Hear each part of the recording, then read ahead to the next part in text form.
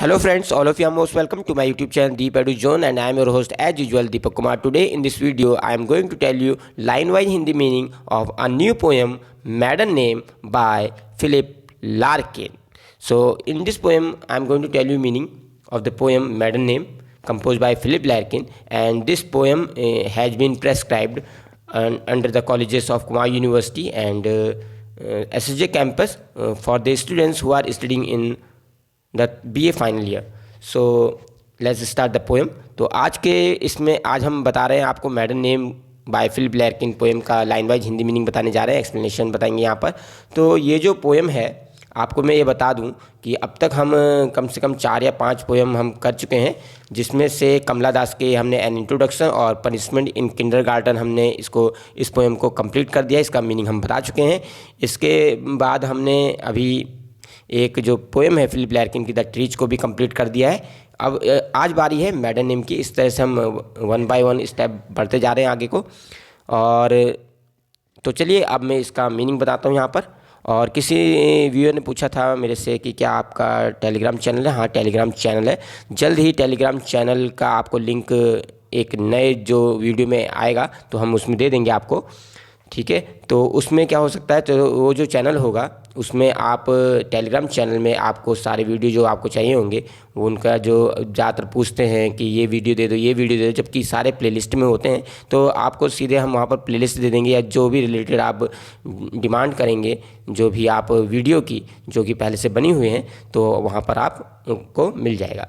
तो और इसके अलावा ये भी कहना चाहूँगा, जो भी बच्चे, जो भी स्टूडेंट्स, जो भी BA first year, BA second year में या BA फाइनल ईयर में पढ़ रहे हैं और कुमार यूनिवर्सिटी और SJ कैंपस के अंतर्गत आते हैं, चाहे कि एनुअल ईयर हो या एनुअल मेथड हो या फिर आपका सेमेस्टर हो, इससे कोई फ़र्क नहीं पड़ता है. क्योंकि जो पोएम मैंने या जो लेसन्स या जो आपके ड्रामा है वो सब मैंने कुछ बना के रखे हुए हैं. उसमें आप देख सकते हैं कि आपके काम का क्या है और उसमें से आप वो देख सकते हैं. और अगर इंग्लिश लैंग्वेज का है तो इंग्लिश लैंग्वेज के भी ऊपर हमने वीडियोज बनाए हुए हैं. सब हमने क्या करा है, कैटेगराइज कर रखा है उसको. प्लेलिस्ट में अगर आप जाएंगे, जब आप प्लेलिस्ट चेक करते हैं किसी भी चैनल की, तो वहाँ पर प्लेलिस्ट में नेम वाइज मैंने वहाँ पर डाला हुआ है BA first year English literature, BA second year English literature, BA final English literature और BA first year English language करके वहाँ पर आपको मिल जाएंगे. वहाँ पर जो वीडियोज़ की पूरी प्लेलिस्ट है, तो उसमें क्या होता है, एक ही जगह पे सारे वीडियोज़ आपको मिल जाते हैं, आपको इधर उधर देखने की ज़रूरत नहीं पड़ती है. तो मैं आपसे कहना चाहूँगा, रिक्वेस्ट है मेरी, जब भी आप जो भी आप चैनल का वीडियो देखते हो और अगर आपको दूसरी वीडियो चाहिए तो आप प्लेलिस्ट जरूर चेक करें. तो चलिए अभी तो स्टार्ट करते हैं इस पोएम को, मैडन नेम को. Marrying left your maiden name disused. तो कह रहा है कि मैरिंग लेफ्ट, तो मैडन नेम जैसे का नाम से क्लियर है, मैडन माने होता है कुआरा, नेम माने हो गए कुआरा नाम. कुआरा नाम का मतलब girl who is not married, okay, and her name is called मैडन name. मतलब एक लड़की जिसकी शादी नहीं हुई है और उसका जो नाम होता है उस समय जब उसकी शादी नहीं होती है, तो नाम उसका जो सरनेम होता है वो चेंज नहीं होता है. जबकि शादी जब हो जाती है तो उसका जो सरनेम होता है वो चेंज हो जाता है और अपने पति का वो सरनेम लगा लेती है. इस तरीके से उसका नाम क्या होता है, बदल जाता है. तो यहाँ पर जो फिलिप लैर्किन है मैडन नेम के बारे में बता रहे हैं. जो एक लड़की होती है जब तक उसकी शादी नहीं होती है तो उसके नाम का क्या महत्व होता है और उसके शादी होने के बाद क्या हो जाता है, परिवर्तन क्या आता है, उसके बारे में यहाँ पर बताया जा रहा है. और यहाँ पर कहीं ना कहीं ये जो पोएम है, आपको जब पढ़ेंगे आपको लगेगा कि कहीं ना कहीं फिलिप लैर्किन से कहीं ऐसा लगता है कि शायद फिलिप लैर्किन से रिलेटेड है, क्योंकि उनके साथ ये इंसिडेंट हुआ होगा, या क्योंकि जिसमें जब वो कहते हैं यहाँ पर ऐसा लग रहा है कि वो अपनी बिलव्ड के बारे में यहाँ पर कहना चाह रहे हैं, जो जिससे वो प्रेम करते थे और शायद उनका जो विवाह है वो किसी और से हो गया. तो चलिए स्टार्ट करते हैं यहाँ पर. Marrying left your maiden name disuse. तो वो कह रहा है कि शादी करने के कारण तुम्हारा जो ये नाम है, marrying left your maiden name, जो तुम्हारा पहले नाम था, जो जब तुम कुंवारी थी, जब तुम्हारा विवाह नहीं हुआ था, तब जो तुम्हारा जो नाम था वो जो नाम था कुंवारा नाम, अब वो डिस्यूज्ड हो गया है. मतलब नो लॉन्गर इन यूज, अब वो किसी काम का नहीं रहा है, क्योंकि अब उसका उपयोग अब नहीं होता है, या तुम अब उसका उपयोग नहीं कर सकती हो.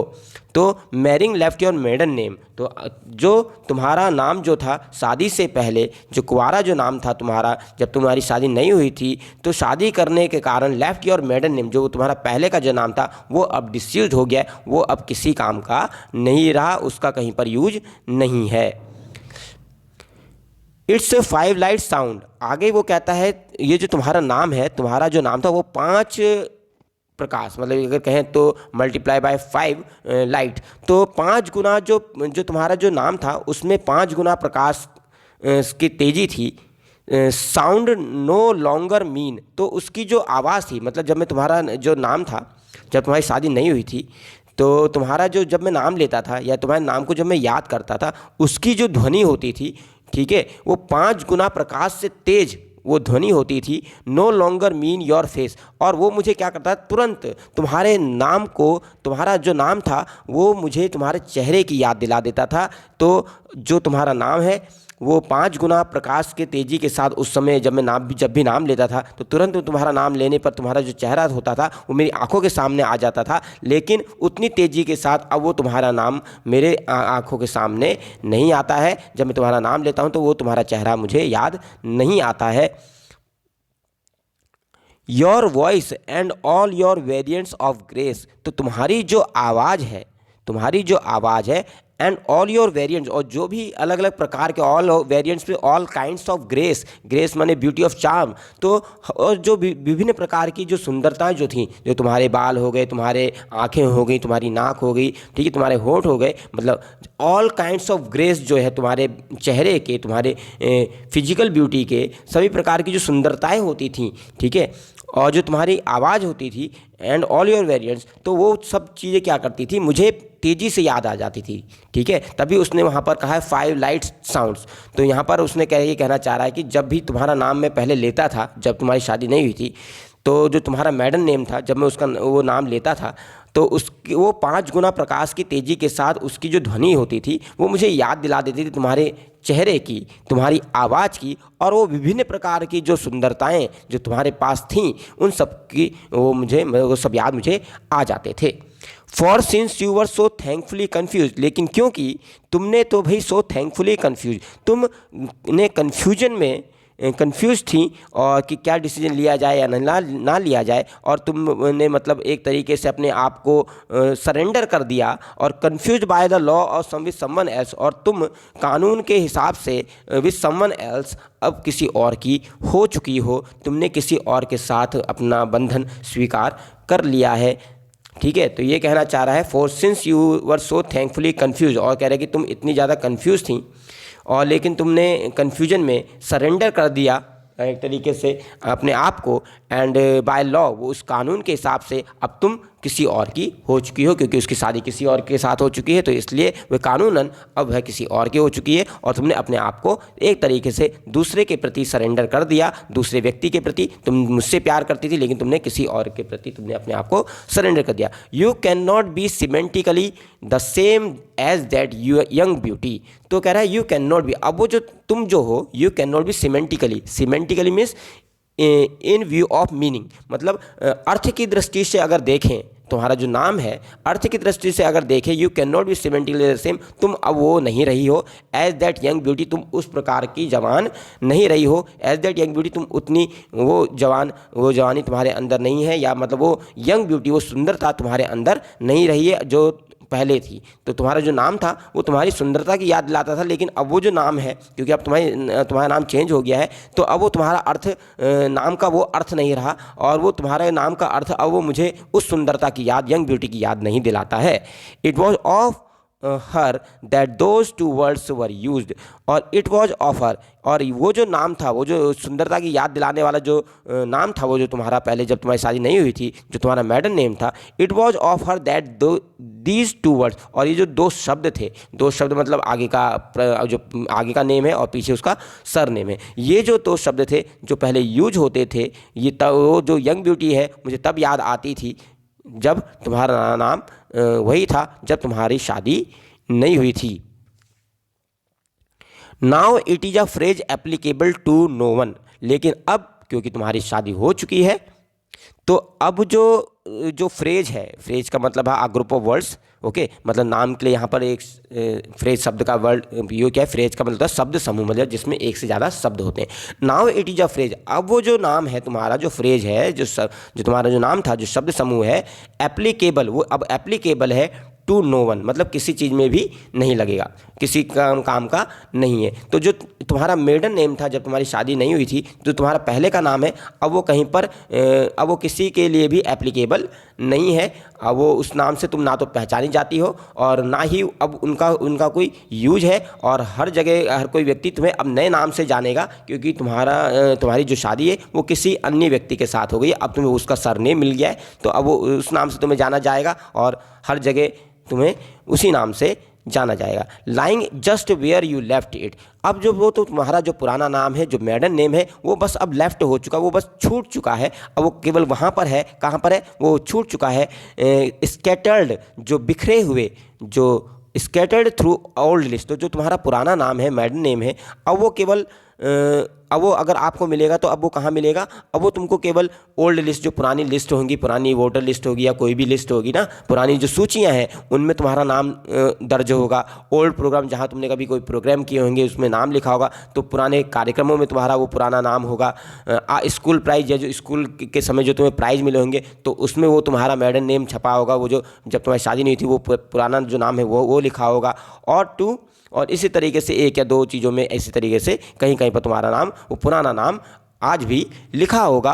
पैकेट्स ऑफ लेटर, और वो जो पैकेट्स ऑफ लेटर्स हैं, जो पत्र हैं, जो टाइड विद टाल्टन रिबन, जो कि टाल्टन रिबन एक तरीके से जब हम गिफ्ट पैक करते तो ऊपर रिबन बांध देते ब्यूटीफुल कलर का, तो उस टाल्टन रिबन, पैकेट ऑफ लेटर्स, और वो जो प्रेम पत्र जो मैंने भेजे थे जो कि टाल्टन रिबन से बंधे हुए थे, देन इज इट सेंटलेस, अब वो क्या हो गए, अब वो सेंटलेस हो गए हैं, मतलब अब उनमें वो खुशबू नहीं रही। तो मैंने जो प्रेम रूपी जो तुम्हें पत्र भेजे थे, प्यार भरे जो पत्र भेजे थे, तो उसमें वो तुम्हारा नाम आज भी लिखा होगा, जो जो अब चेंज हो चुका है, मेडन नेम लिखा होगा, वही पुराना नाम तुम्हारा, ठीक है। और देन इट्स सेंटलेस, अब वो जो पत्र हैं उनकी महक भी अब वो कम हो गई होगी, वो सेंटलेस हो गए, अब उनमें वो महक नहीं रही होगी। तो जब प्रेम पत्र लिखते हैं तो पुराने समय में प्रेम पत्र जब लिखा जाता था तो उसमें क्या होता है, कुछ ऐसे मतलब कागज़ होते थे, ऐसे पेपर होते थे जिसमें से खुशबू आती थी, ठीक है। तो वो भी अब सेंटलेस हो चुके होंगे और वेटलेस हो गएंगे, और वो अपना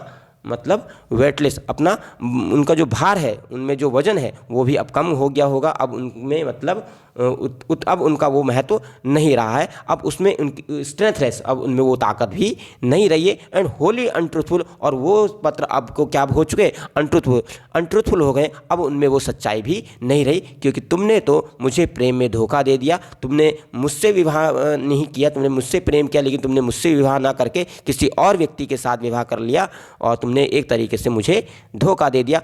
अब वो उनमें वो सच्चाई भी, उन प्रेम पत्रों में वो सच्चाई भी नहीं रही। ट्राई विस्पर्स इट स्लोली, अब वो जो पत्र हैं, अब वो सारी जो बातें हैं, और वो जो विस्पर इट स्लोली, अब वो जो तुम्हारा जो नाम है वो धीमा धीमा, हल्का हल्का, केवल धीरे धीरे मुझे अब हल्का हल्का मेरे माइंड में रहता है। And no it means you, नहीं इट मीन्स यू, वो जो पुराना नाम है उसका मतलब आज भी वही है, लेकिन केवल यादों में है, केवल जो अब जो तुम्हारा नाम है, पुराना नाम, बस मेरी यादों में थोड़ा थोड़ा रह गया है। नो इट मीन्स यू, और वो ये कहता है कि नहीं, वो तुम्हारा आज भी वही मतलब है जो पहले था तुम्हारे नाम का मतलब, क्योंकि वो जो पुराना जो नाम है वो आज भी मेरे माइंड में है। तो वो केवल वो जो माइंड में रह गया है पुराना नाम, बस वही अब मुझे तुम्हारी याद दिलाता है। और since your past and gone, क्योंकि भूतकाल में तुम्हारा वही नाम था, और वह नाम, लेकिन अब वो भूतकाल जा चुका है, ठीक है। तो जो भूतकाल समय है, तो केवल पास्ट की यादों में ही अब तुम्हारा नाम शेष रह गया, और उसका वही मतलब है। लेकिन अब क्योंकि तुम्हें नया नाम मिल गया है, अब तुम्हारी शादी किसी और से हो गई, तो तुम्हें नया नाम मिल गया, अपने पति का सरनेम मिल गया, तो अब वो तुम्हारे नाम का मतलब भी अब वो जा चुका है, ठीक है। केवल अब अगर रह गया है तो केवल भूतकाल की यादों में, पास्ट मेमोरीज में।